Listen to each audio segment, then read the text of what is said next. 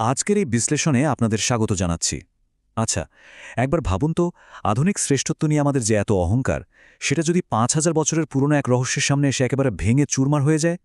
একটু কল্পনা করুন এমন এক সময়ের কথা, যখন পৃথিবীতে এই আধুনিক প্রযুক্তির ছিটে ফোঁটাও ছিল না। অথচ অবাক করা ব্যাপার হলো, সে প্রাচীন যুগেও মানুষ এমন এক অবিশ্বাস্য আর উন্নত জীবনযাপন করত, যা শুনলে আজও আমাদের রীতিমতো চমকে উঠতে হয়। এটি মূলত এমন একটি হারিয়ে যাওয়া সভ্যতার গল্প, যা আজকের এই আধুনিক ইতিহাসকে বারবার প্রশ্নের মুখে দাঁড় করিয়ে দেয়। আমরা কি আসলেই এতটা উন্নত, যতটা আমরা দাবি করি? চলুন এই তীব্র বৈপরীত্যের দিকে একটু গভীরভাবে নজর দেওয়া যাক। একদিকে আমরা দেখছি আজ থেকে ৫,০০০ বছর আগের একটা সময়, যখন বিদ্যুৎ বলতে কিছুই ছিল না। ছিল না কোনো আধুনিক যন্ত্র, কম্পিউটার বা আজকের দিনের মতো কোনো সিভিল ইঞ্জিনিয়ারিংয়ের সুযোগ সুবিধা। কিন্তু ঠিক সেই সময়েই, ওই প্রাচীন যুগেই একটা সমাজ একেবারে পরিকল্পিত রাস্তাঘাট, উন্নত ভূগর্ভস্থ ড্রেনেজ মানে মাটির নিচ দিয়ে জল নিকাশি ব্যবস্থা, চমৎকার সব পাবলিক বাথ আর এমন এক সামাজিক শৃঙ্খলা গড়ে তুলেছিল, যা আজও পৃথিবীর অনেক নামিদামি শহরে বেশ বিরল। আরও অবাক করা বিষয় কি জানেন, তাদের ব্যবহৃত পোরাইটের মাপ পর্যন্ত ছিল গাণিতিকভাবে একেবারে নিখুঁত, ৪:২:১। আধুনিক যুগের কোনো সুবিধা না থাকা সত্ত্বেও তারা ঠিক কিভাবে এত উন্নত ব্যবস্থা নিয়ে কাজ করত, সেটা আসলেই এক বিশাল বিস্ময়। আর ঠিক এখানেই এই জ্বলন্ত বৈপরীত্যটা আমাদের একটা খুব গভীর দার্শনিক প্রশ্ন করতে বাধ্য করে।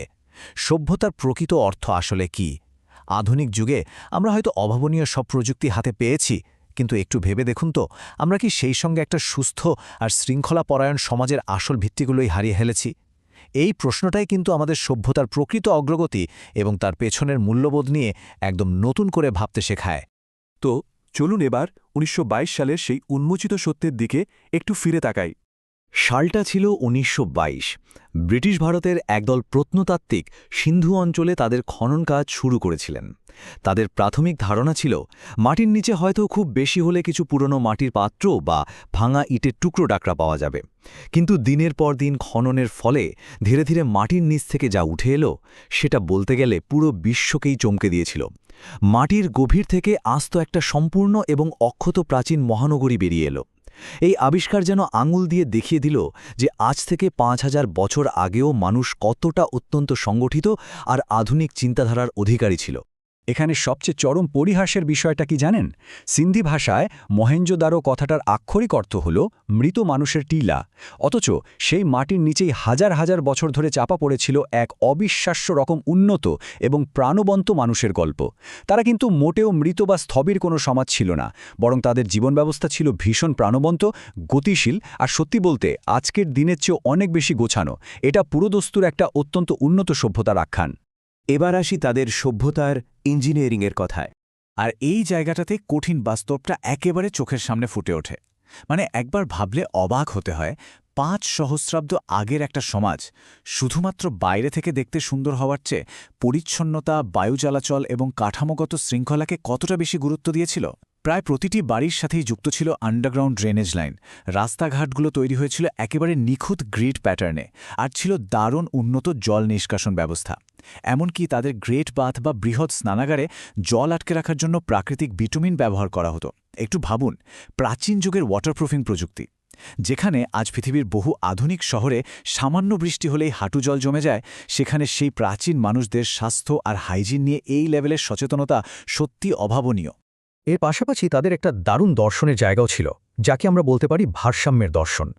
এখানকার সবচেয়ে গুরুত্বপূর্ণ বিষয়টা হলো, প্রাচীন ওই মানুষগুলো স্বাস্থ্য বলতে দৈনন্দিন জীবনযাত্রা আর সম্প্রদায়ের একটা সামগ্রিক ভারসাম্য বা ব্যালেন্সকে বুঝত।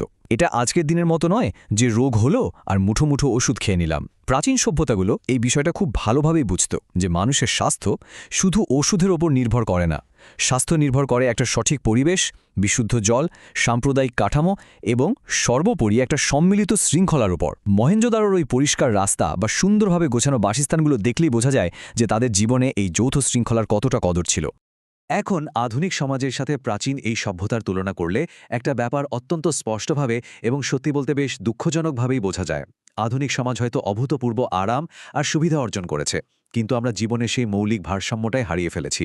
আজকের দিনে আমরা সবাই প্রক্রিয়াজাত বা প্রসেসড ফুড খাচ্ছি, সারাদিন এক জায়গায় বসে কাজ করছি, প্রকৃতি থেকে ক্রমশ দূরে সরে যাচ্ছি, আর সেই সাথে হারিয়ে ফেলছি মহামূল্যবান মানসিক শান্তি আর রাতের ঘুম। অন্যদিকে প্রাচীন জ্ঞানে ছিল সাম্প্রদায়িক কাঠামো আর সুসংগঠিত বাসস্থানের মাধ্যমে সম্মিলিত শৃঙ্খলা বজায় রাখা। আসলে আধুনিক সমাজের সবচেয়ে বড় ট্র্যাজেডি হয়তো এটাই, আমরা কনভিনিয়েন্স বা সুবিধা পেয়েছি ঠিকই, কিন্তু জীবনের আসল ব্যালেন্সটাই হারিয়ে বসে আছি। যদিও মহেঞ্জোদারোর লিখন পদ্ধতি আজও আমরা পুরোপুরি উদ্ধার করতে পারিনি, তবে ওই শহরের কাঠামোই কিন্তু তাদের একটা যৌথ বুদ্ধিমত্তার পরিচয় দেয়। এটা আমাদের সবাইকে মনে করিয়ে দেয় যে একটা সমাজে শিক্ষা এবং সামাজিক দায়িত্ববোধ কতটা জরুরি। একটা কথা আছে না, একটি শক্তিশালী সমাজ তৈরি হয় শক্তিশালী মানুষ দিয়ে, আর শক্তিশালী মানুষ তৈরি হয় সঠিক শিক্ষা, সঠিক পরিবেশ এবং সুস্থ শরীরের মাধ্যমে। শৃঙ্খলা ছাড়া যে কোনো সভ্যতাই দীর্ঘদিন টিকে থাকতে পারে না, এই চরম সত্যটি তারা খুব ভালোভাবে উপলব্ধি করেছিল। কিন্তু এত কিছুর পরও একটা সময়ে এই সভ্যতার পতন ঘটে, যা আমাদের জন্য এক বিশাল সতর্কবার্তা। মহেঞ্জোদারোর এই বিশাল পতনের পেছনে আসল কারণটা কি? ইতিহাস আজও তার কোনো চূড়ান্ত বা নির্দিষ্ট উত্তর দিতে পারেনি। তবে গবেষকরা মনে করেন তীব্র জলবায়ু পরিবর্তন, নদীর গতিপথ হঠাৎ করে বদলে যাওয়া, চরম মাত্রায় খাদ্য সংকট কিংবা চূড়ান্ত সামাজিক অবক্ষয়, এগুলো সবই এই পতনের সম্ভাব্য কারণ হতে পারে। আর এই কারণগুলো কিন্তু শুধুমাত্র ইতিহাসের পাতায় বন্দী হয়ে থাকা কোনো সাধারণ তথ্য নয়, বরং এগুলো যে কোনো সভ্যতার জন্য এক চরম সতর্কবার্তা হিসেবে কাজ করে। যখনই কোনো সভ্যতা প্রকৃতি থেকে দূরে সরে যায়, নিজের ব্যালেন্স হারায় এবং শুধু বাহ্যিক উন্নতিকে গুরুত্ব দিতে শুরু করে, তখন ধীরে ধীরে তার পতন অনিবার্য হয়ে ওঠে। বর্তমান যুগের এই ভয়ঙ্কর প্যারাডক্সটা একবার খেয়াল করুন। মানবজাতি আজ কৃত্রিম বুদ্ধিমত্তা বা এআই বানাচ্ছে, স্মার্ট সিটি গড়ছে, চারপাশে তথ্যের এক বিশাল বিস্ফোরণ ঘটিয়ে ফেলেছে, কিন্তু সেই একই মানুষ নিজের মনকে নিয়ন্ত্রণ করতে পারছে না, চরম মানসিক শান্তির অভাবে ভুগছে, আর একটা সুস্থ সমাজ গঠন করতে তো রীতিমতো ব্যর্থ হচ্ছে। তথ্য হয়তো বাড়ছে, কিন্তু প্রজ্ঞা বা উইজডম ক্রমশ কমে যাচ্ছে। এটা প্রাচীন সভ্যতাগুলোর পতনের সাথে এক ভয়ঙ্কর এবং শীতল মিল তৈরি করে, তাই না? তাই বলা যায়, সবচেয়ে গুরুত্বপূর্ণ বিষয়টা হল যে সমাজ শুধুমাত্র বাহ্যিক এবং প্রযুক্তিগত উন্নতির দিকেই অন্ধের মতো দৌড়ায়, অথচ অভ্যন্তরীণ শৃঙ্খলা আর প্রজ্ঞাকে অবহেলা করে, তাকে অনিবার্যভাবেই এক মর্মান্তিক পতনের মুখোমুখি হতে হয়। মহেঞ্জোদারো হয়তো আমাদের জন্য এমনই একটা নীরব কিন্তু শক্তিশালী সতর্কবার্তা রেখে গেছে। সভ্যতা মানে কেবল ইট পাথর, বড় বড় বিল্ডিং আর প্রযুক্তি নয়। সভ্যতা হল স্বাস্থ্য, শিক্ষা, শৃঙ্খলা, জীবনের ভারসাম্য এবং সর্বোপরি মানুষ তৈরির এক নিখুঁত শিল্প। আর একদম শেষে এসে এই চূড়ান্ত দার্শনিক আয়নাটি আমাদের খুব গভীরভাবে ভাবতে বাধ্য করে। আজকের বিশ্ব কি অন্ধের মতো ধ্বংসের সেই একই পথে হাঁটছে? আমরা কি সুবিধাবাদ এবং প্রযুক্তির মোহে পড়ে সেসব মৌলিক ভিত্তিগুলো বেমালুম ভুলে যাচ্ছি, যা একটা সভ্যতাকে টিকিয়ে রাখে? আজকের দিনে এই প্রশ্নটার উত্তর খোঁজা সবচেয়ে বেশি জরুরি। আমাদের সত্যি ভেবে দেখতে হবে, আমরাও কি সেই প্রাচীন সভ্যতার মতো কোনো এক আকস্মিক পতনের দিকেই এগিয়ে যাচ্ছি না তো? আজকের এই বিশ্লেষণ আমরা এখানেই শেষ করছি, তবে হারিয়ে যাওয়া প্রাচীন জ্ঞানের এই মুগ্ধকর অনুসন্ধান কিন্তু চলতেই থাকবে। আচ্ছা, কেন একসময় বিশ্বের বিভিন্ন প্রান্ত থেকে শিক্ষার্থীরা প্রাচীন ভারতের শিক্ষা কেন্দ্রগুলোতে ছুটে আসত? প্রাচীন ভারতের শিক্ষা ব্যবস্থা কেন পুরো পৃথিবীর মধ্যে সেরা ছিল?